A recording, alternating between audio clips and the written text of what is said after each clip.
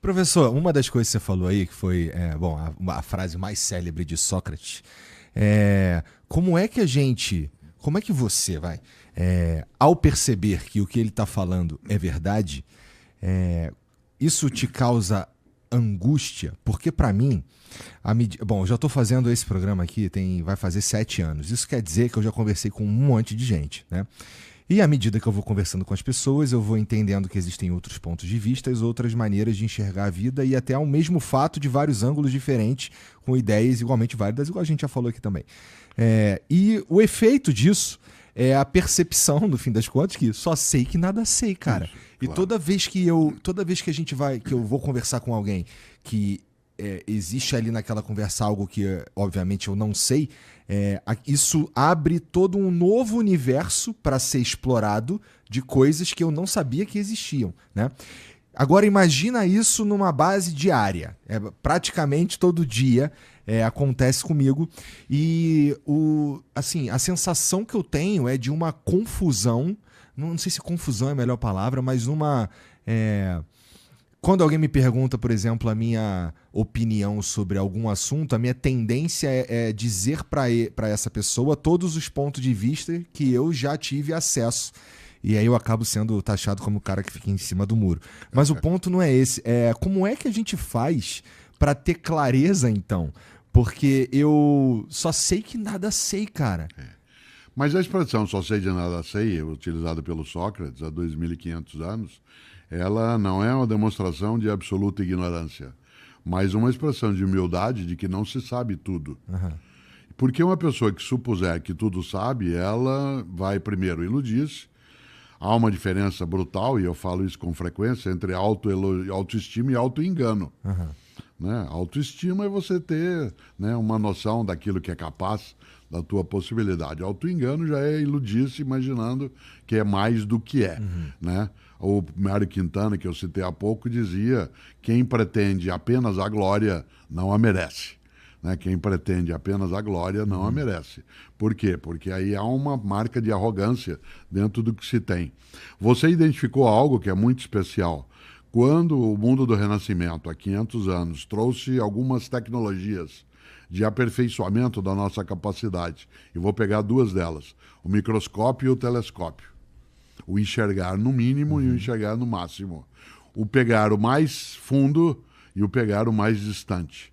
Essas duas tecnologias, no caso, dois aparelhos, dois aparatos, ampliaram imensamente a nossa capacidade de desconhecimento.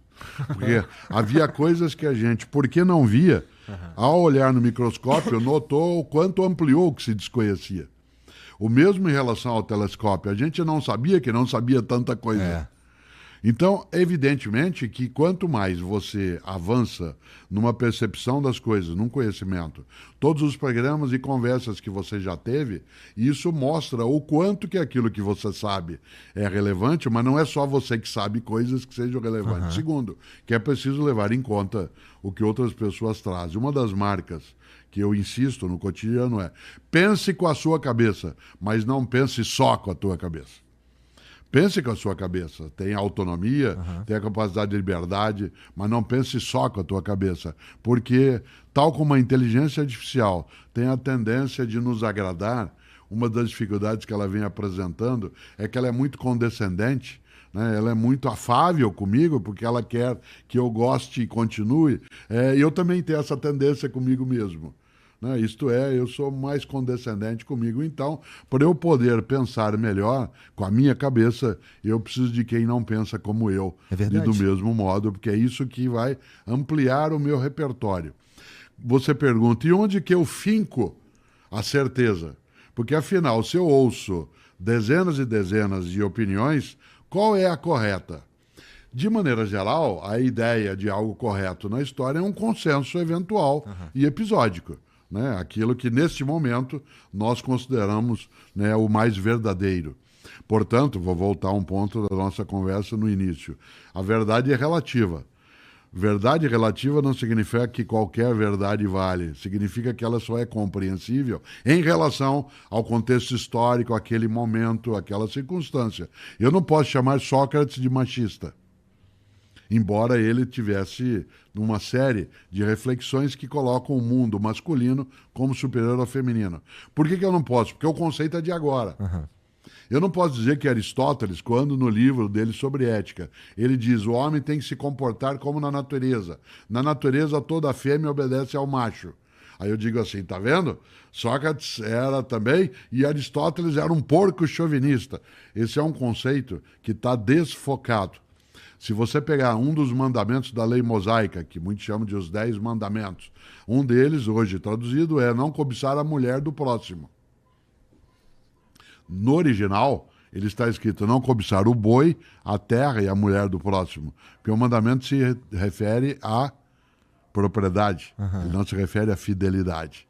Se eu for atualizar o mandamento agora e quiser respeitar, ele teria de ser, independentemente de religião, não cobiçar a mulher do próximo, não cobiçar a mulher da próxima, não cobiçar o homem da próxima, não cobiçar o homem do próximo. Você diz assim, mas que loucura, isso aí é uma perda, a humanidade está perdida. Não, é em relação ao tempo, né, ao modo. Né? Nesse sentido, a gente olha esses caminhos e fica imaginando, será que a gente é capaz, né, de fazer com que as opiniões tenham um ponto de certeza? Meu primeiro livro, eu publiquei alguns livros, mas o meu primeiro foi sobre o filósofo Descartes. E Descartes é o pensador da dúvida metódica. Ele se colocou um dia, ali no século XVII, a mesma pergunta que você se fez.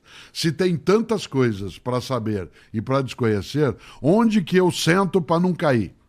Isto é, qual é o edifício que eu vou levantar que seja sólido, qual é a base?